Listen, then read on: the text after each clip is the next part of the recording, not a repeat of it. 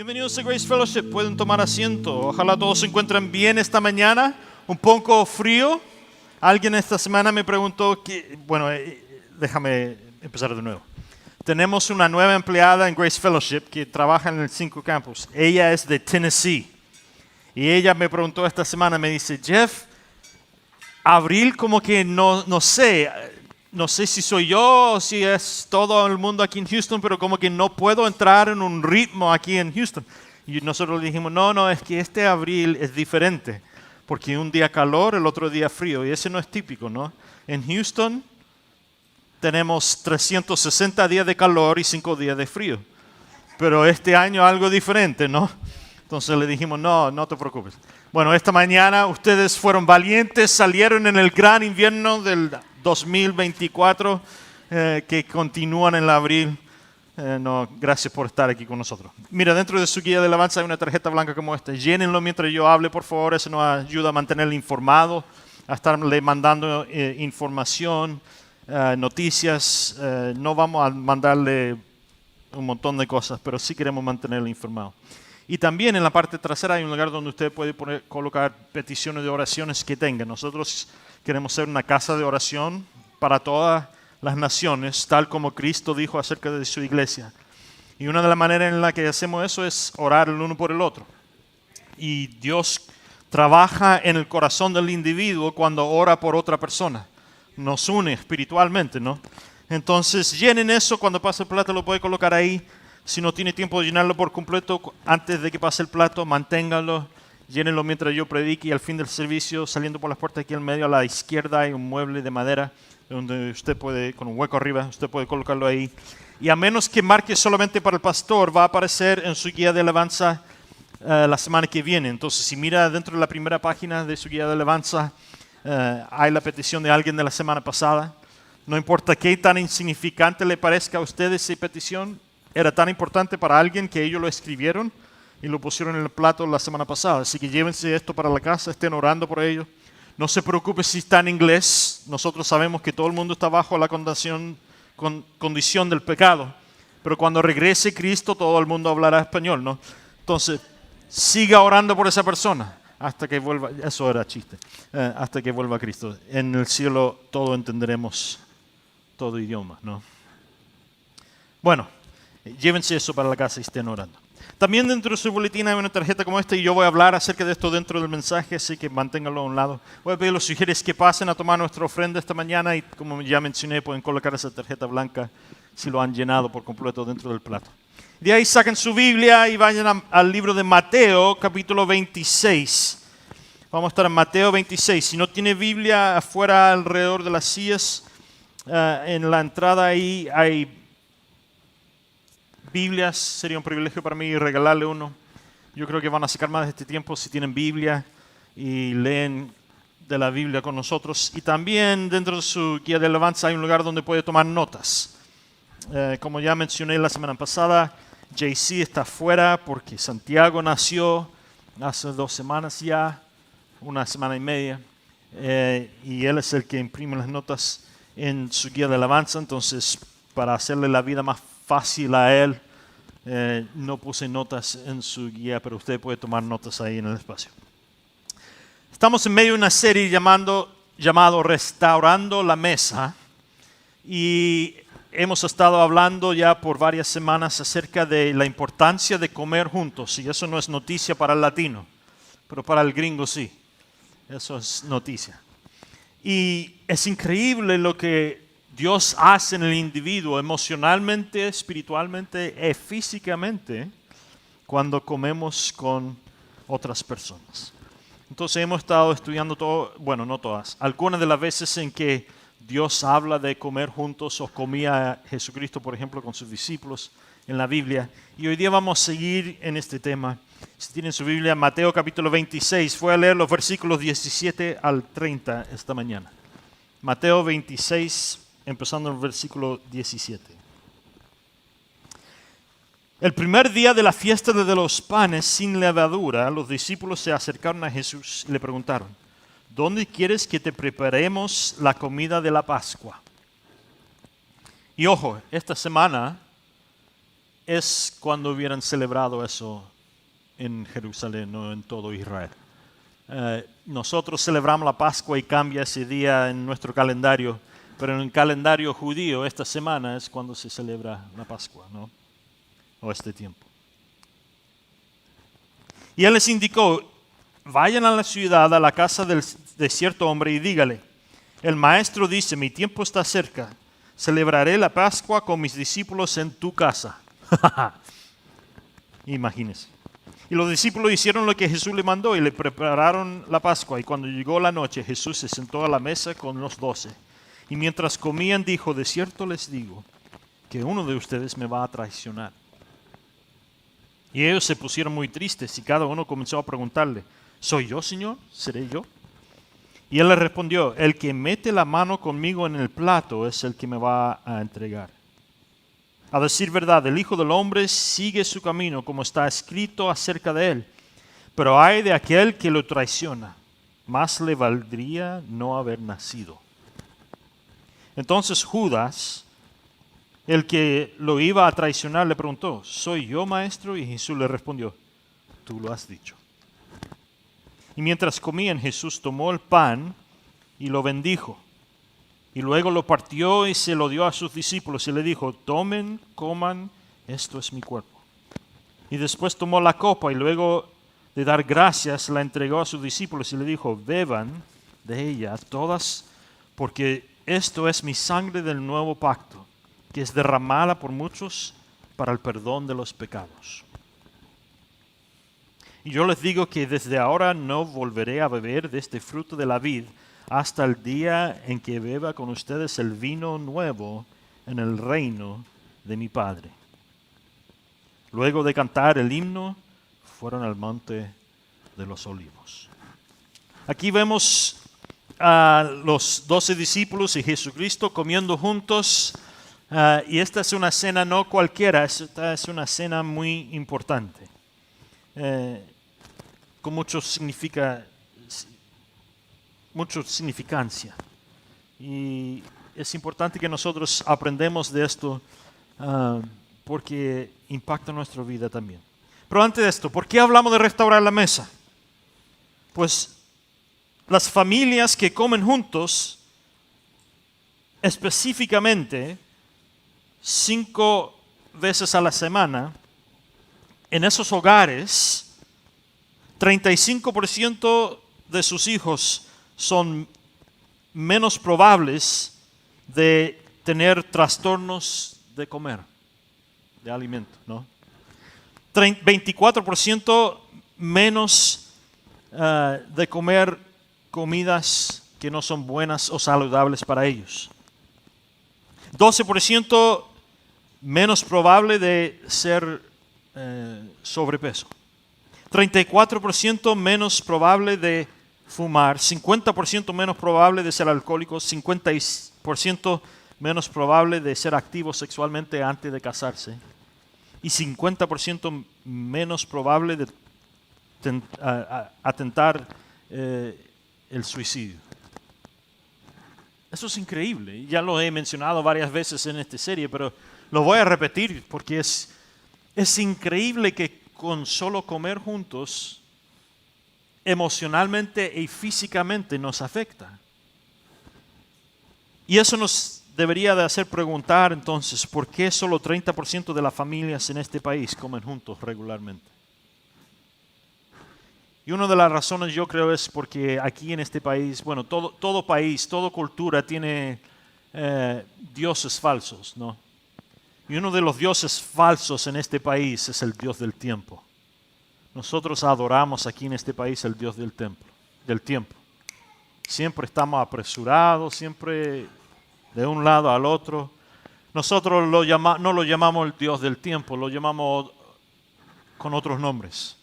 Nombres como organización, o nombres como ser muy administrativo, o muy, ¿cómo se dice? Prestarle mucha atención al tiempo y ese tipo de cosas. Pero al fin del día, nuestra adoración de ser eficaces en todo lo que hacemos y hacer todo apresurado, ha robado a la familia de comer juntos, ¿no? Entonces, no debería de sorprendernos la condición en la que se encuentra nuestro país, ¿no? Aquí en este país somos uno de los únicos países en el mundo que come para divertirse. ¿Qué vas a hacer este fin de semana? No sé, pero vamos a comer en algún lado, ¿no? Me da risa porque mi hermano vive en Alemania, en Europa. Cuando tú vas a un restaurante, vas a estar ahí por lo menos 1 hora, 1 o 2 horas. Y nadie te está apresurando, ¿por qué? Porque ellos aprecian la relación al sentarse a la mesa más que estar apresurado y comer rápidamente y salir y ese tipo de cosas. Pero aquí en este país, uno de los únicos países donde comemos para divertirnos, es interesante que no comemos juntos. Casi nunca.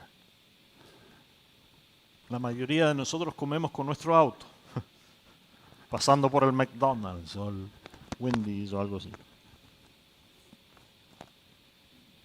Entonces,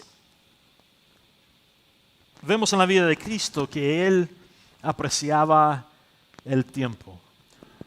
No lo apreciaba como nosotros. No siempre estaba apresurado tratando de hacer muchas cosas. Él apreciaba el tiempo con la gente.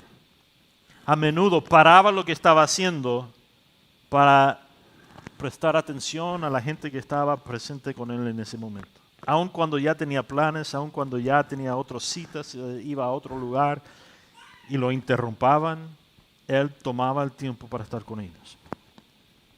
Y aquí vemos en este contexto, lo que acabamos de leer, cosas muy importantes que yo creo que podemos aprender nosotros. Lo primero que podemos aprender es esto: el contexto en el que Jesús introduce la cena del Señor es cuando está celebrando la Pascua con sus discípulos. ¿Por qué es importante esto?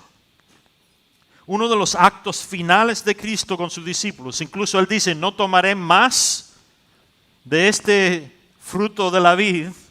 Y en esos días no había Dr. Pepper, Coca-Cola, Fanta, cafecito. No. Era agua o vino. Y Él dice, no voy a tomar más del fruto de este vid hasta que haya muerto por los pecados de la humanidad. Y en este contexto, cuando ellos están celebrando la Pascua, uno de los últimos actos de Cristo con sus discípulos, Él come con ellos. Mira los eventos, si miramos los eventos de la vida de Cristo con sus discípulos en sus últimos momentos, comen la Pascua juntos, después le lava los pies a sus discípulos, eso lo ves en Juan capítulo 13. Después se identifica a Judas como el que lo va a traicionar en Mateo 26.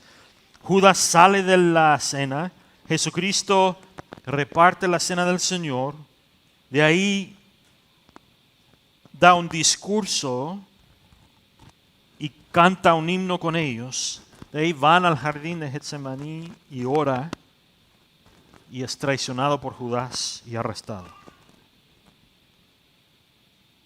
La ceremonia de la Pascua había sido mandado por la palabra del Señor a los judíos desde el año 1445 o 46, cuando salieron como esclavos de Egipto. Y la Pascua había sido una comida consistente que se comía anualmente por los judíos desde ese año hasta el año de Cristo. En los 4000, ya unos 2500 años después. Y esta comida, si nunca lo han hecho, yo les sugiero que lo hagan alguna vez, que vayan y coman una comida de Pascua con un judío mesiánico, ¿no? Pero esta comida consistía de una serie de preguntas y respuestas. Entonces no solo llegaban y comían, no, la comida, cada parte, todo lo que comían era simbólico.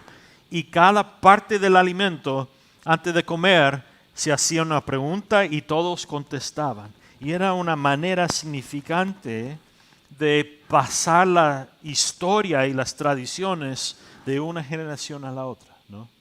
Porque los niños crecían cada año escuchando las mismas preguntas y contestando la misma respuesta en cada parte de esta comida.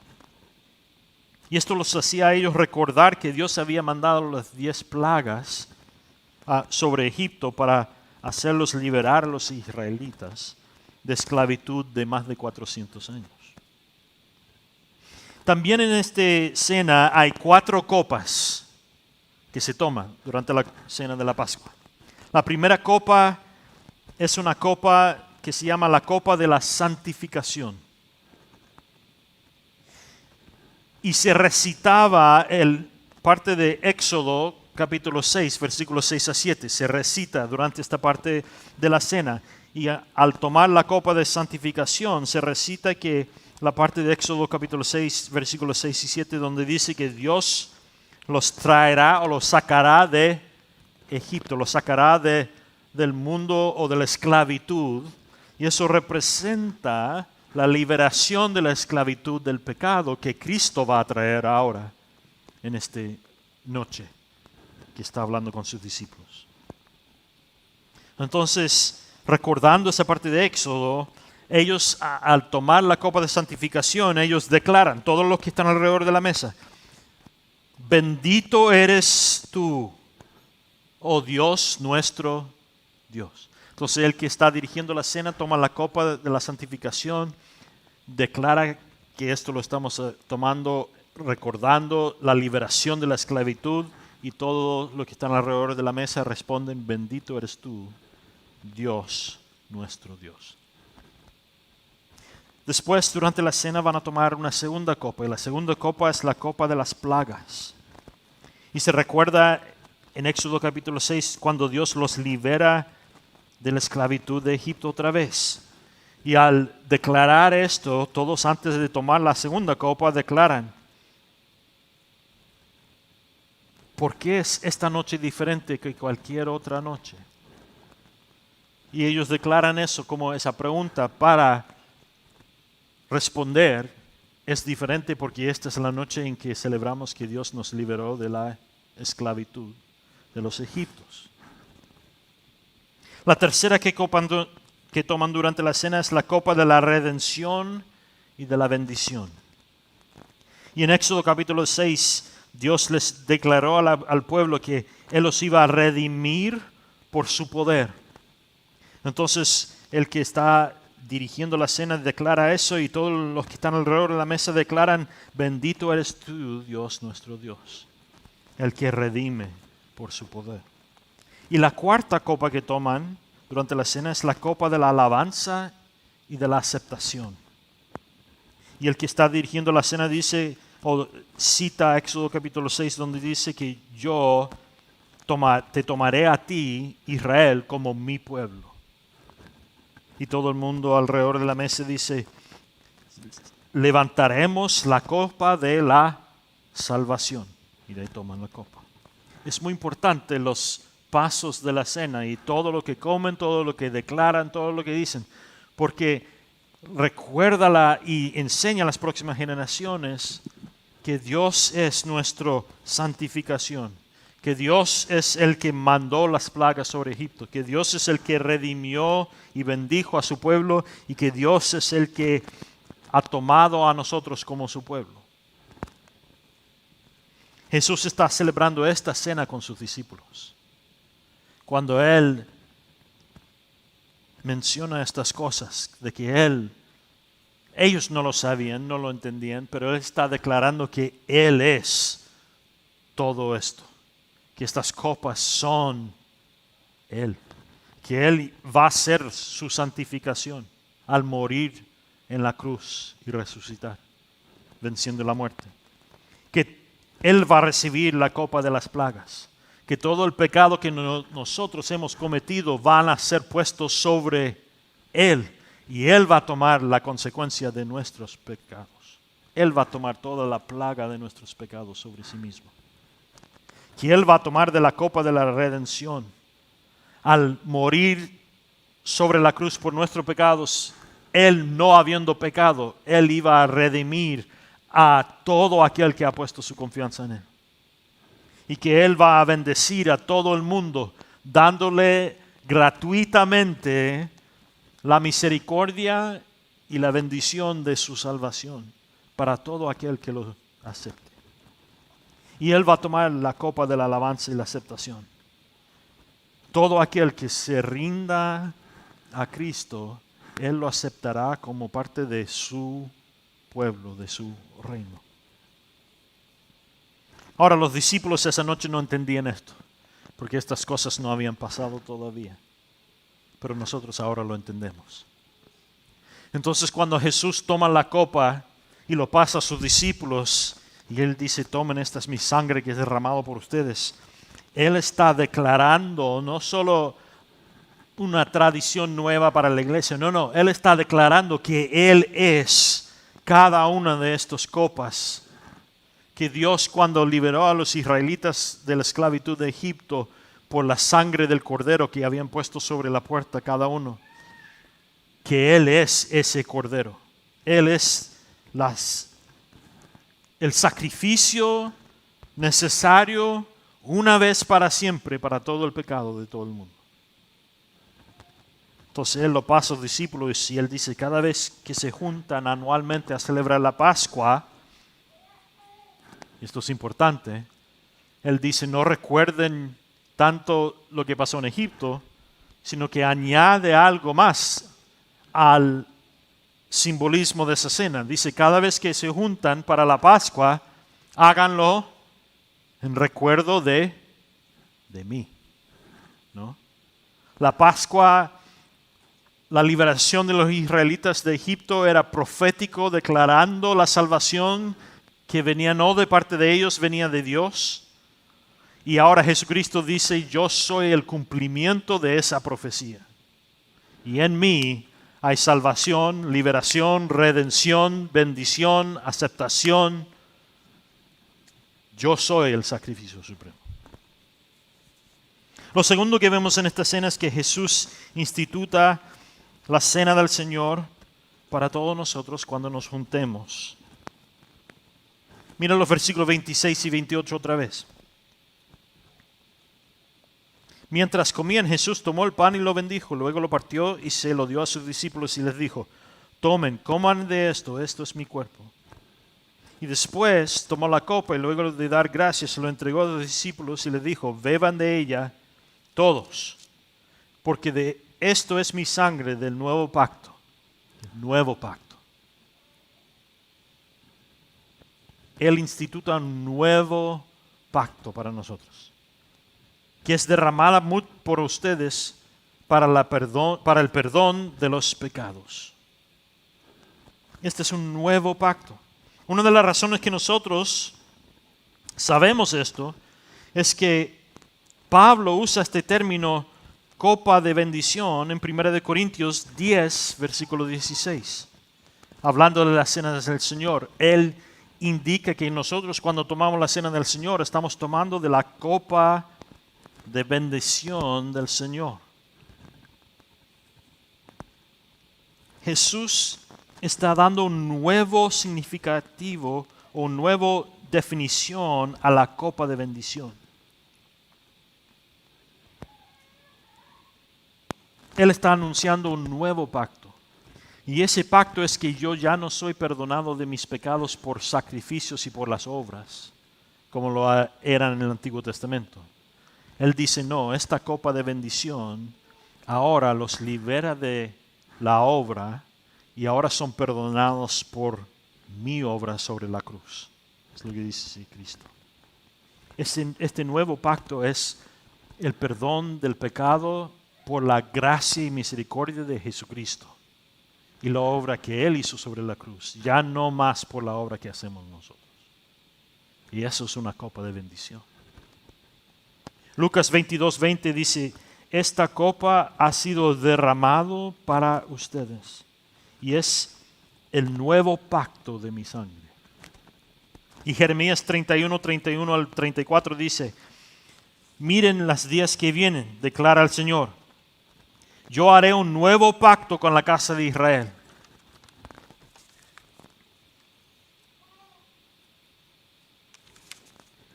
Y con la casa de Judá. No como el pacto anterior que hice con sus padres en el día en que los tomé de la mano y los traje fuera de Egipto. No, mi pacto, ese pacto que ellos rompieron, aunque yo estaba con ellos, declara el Señor. Pero este pacto que yo haré con el nuevo pacto que haré con la casa de Israel, después de esos días, declara el Señor, yo pondré mi ley dentro de ellos y escribiré mi ley sobre sus corazones. Y yo seré su Dios y ellos serán mi pueblo. Y ya no más llamarán cada uno al otro como su vecino, sino como hermano. Diciendo, conozcan al Señor. Conocen al Señor porque me conocen a mí. Y desde el último hasta el más grande, declara el Señor, yo perdonaré su iniquidad y recordaré su pecado ya no más. Profetizando acerca de Cristo y el nuevo pacto. Y cuando Cristo toma el pan y el vino y lo reparte y lo llama el nuevo pacto, Él está diciendo, yo soy el cumplimiento de la profecía de Jeremías. Desde ese día en adelante, Dios ha traído un nuevo pacto por ustedes. Es por eso que cuando Jesucristo muere sobre la cruz, la cortina entre el Santo de Santos en el templo y donde podía entrar el pueblo, se rompió desde arriba para abajo, porque Dios había traído un nuevo pacto. Ya no necesitamos un sacerdote supremo que entre y paga el precio por nuestros pecados por nosotros. Jesucristo es ese sacerdote supremo. Y podemos ir directamente a Él. Estamos en un nuevo pacto. O como dice Ezequiel 36, 25 al 27. Yo derramaré agua limpia sobre ti, y usted será limpio. Yo te limpiaré de todas tus impurezas, gracias, y de todos tus ídolos. Yo te daré un nuevo corazón y pondré dentro de ti un nuevo espíritu, hablando del Espíritu Santo. Y yo removeré tu corazón de piedra y te daré un corazón de carne. Y pondré mi espíritu en ti. Y te moveré a seguirme y a seguir mis leyes. Y de tener cuidado de seguir todas mis leyes. Hablando otra vez de este nuevo pacto que se cumplía con Cristo. ¿Y cuáles son las características de este nuevo pacto? El perdón de todo pecado. Que podremos conocer a Dios personalmente y directamente. No necesitamos un intermedio ya más. Tendremos un nuevo corazón. Y aquí el judío, hablando del corazón, no está hablando del que palpita dentro de nosotros. El judío, cuando habla del corazón, o en la Biblia cuando menciona el corazón, el judío pensaba que el ser del individuo existía en el corazón. Entonces, cuando ves en la Biblia hablar del corazón, está hablando del ser de uno, ¿no? Dios nos dará un nuevo ser. Ya no seré pecador, ahora soy nueva creación, ¿no? Y la cuarta cosa característica de este pacto nuevo es que seremos llenados por el Espíritu Santo, que hasta ese momento no había venido sobre el mundo, porque Cristo no había muerto y no había resucitado y no había ascendido al cielo para mandar el Espíritu. Pero hoy en día el Espíritu mora en el ser del individuo que ha rendido su vida a Cristo. Todos estos beneficios o bendiciones son parte del nuevo pacto.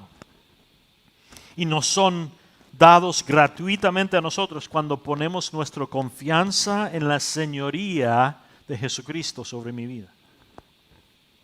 Entonces, cuando yo rindo mi vida al señoría de Cristo, todas estas bendiciones del nuevo pacto se me son dadas a mí. O como dice Efesios capítulo 2, versículo 8 al 9, es por gracia que has sido salvado, no por fe, no de parte de su obra, y es el don gratuito de Dios, para que nadie se vanaglorie. Si nunca has entregado tu vida aquí en esta habitación o viendo en el internet, si nunca has rendido tu vida al señorío de Cristo, hágalo ahora mismo. Entrega tu vida al señorío de Cristo. Dígale, Señor, yo soy pecador. Yo reconozco que necesito tu obra sobre la cruz para perdonar mis pecados, para hacer de mi creación nueva. Señor, perdóname de mis pecados, pon tu Espíritu Santo dentro de mí. Hágame parte de tu pueblo. Dame la bendición de tu nuevo pacto, Señor. La tercera cosa que yo veo que es importante en la cena del Señor es que Jesús celebra esta Pascua y esta ceremonia, pero no lo termina con sus discípulos.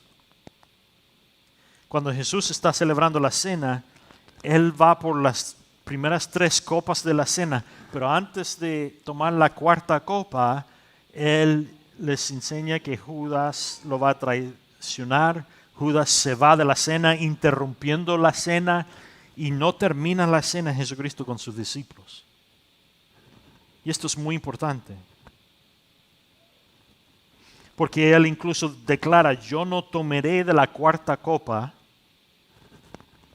hasta que haya vuelto y establecido mi reino.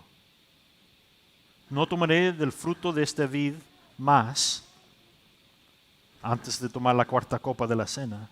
Cristo dice, no tomaré más del fruto de esta vid hasta que haya vuelto para establecer mi reino.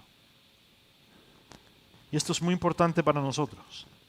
Como dice 1 Corintios 11:26, cuando comas del pan y bebes de la copa, debemos de proclamar la muerte del Señor y la resurrección, y que Él volverá. Y Tito capítulo 2, versículo 13 al 14 dice, esperamos la bendita esperanza, la gloriosa apariencia de nuestro Señor y Salvador, Jesucristo, que dio de sí mismo para redimirnos a nosotros de toda maldad y para purificarnos. Y Él se entregó a su pueblo para llamarlos suyos. O Juan 14, 1 al 3 dice, no dejen que sus corazones estén entristecidos. Confíen en Dios, confíen en Cristo. En la casa de mi Padre hay muchas habitaciones. Si no fuera así, no se lo hubiera dicho. Y yo voy ahí para preparar un lugar para ti. Es lo que dice Cristo. Y si yo voy, prepararé un lugar para ti. Y cuando vuelva, te llevaré conmigo y estarás donde yo estoy. En Apocalipsis 22 dice, miren, ya vuelvo pronto. Cuando nosotros tomamos de la cuarta copa con Cristo, cuando Él vuelva y establezca su reino, todos nosotros seremos liberados de todo dolor, de todo sufrimiento, de todo pecado, condición de pecado, de toda enfermedad, de toda tristeza, y celebraremos con Cristo su reino aquí en este mundo. Wow. Wow. Cuando se junten esta semana a comer con sus familias o con sus amigos, pregúntense estas preguntas. ¿Cuál es el dolor que hayas experimentado en este mundo? Que estás esperando que vuelva Cristo a quitarte de ti. ¿O cuál es la tristeza que estás experimentando en este mundo? Que estás esperando que Cristo vuelva a quitar de ti. Hablan alrededor de la mesa de la esperanza que tienes en la venida del Señor para liberarte de esas cosas. Y alaban al Señor, no por lo que Él hará, sino por lo que Él ya ha hecho. Porque la liberación de su enfermedad, la liberación de su tristeza, la liberación de su circunstancia, aunque tú no ves que ya ha sido liberado, ya está hecho. Y cuando vuelva Cristo, será como que Dios quitará los anteojos que tenemos puestos y veremos que ya hemos sido liberados, ¿no? Dios no vuelve para liberarnos, sino que Dios vuelve para darnos la perspectiva que Él tiene, que ya hemos sido liberados. Ya está hecho. Y pregúntense también alrededor de la mesa, ¿cuál es o quién es una persona que tú desesperadamente quieres que vaya al cielo contigo? Y comparten eso alrededor de la mesa. De ahí oren por todas esas personas, por nombre. Y pídanle a Dios que Él abra la puerta para que tú le des las buenas noticias de que Cristo ha muerto por ellos, que Cristo les dé oportunidad de compartir con ellos acerca de su evangelio, ¿no? Nosotros vamos a celebrar esta mañana esta copa y esta cena del Señor, tal como nos mandó. Tomó el pan y lo partió y dijo: este es mi cuerpo, que es roto por ti, quebrantado por el pecado de la humanidad. Y este pan es pan. Es un pan, se llama chalá.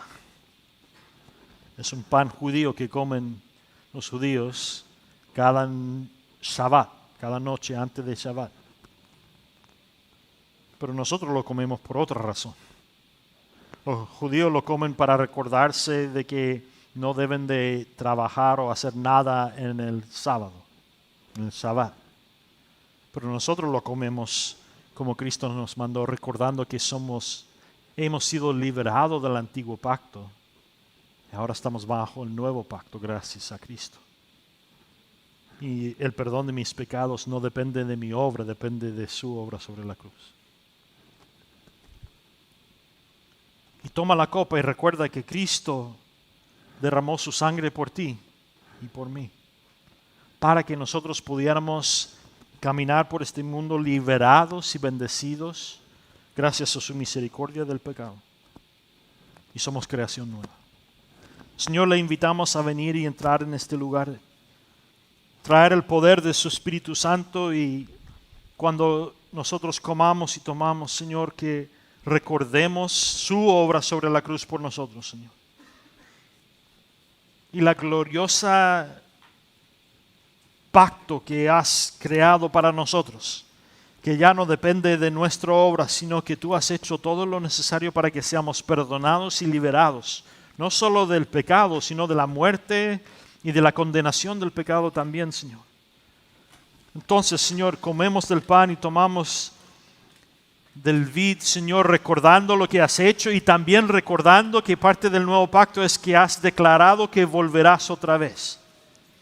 Y que nosotros estamos celebrando la Pascua diferente porque estamos esperando la cuarta copa que tú traerás cuando vuelves a este mundo para establecer tu reino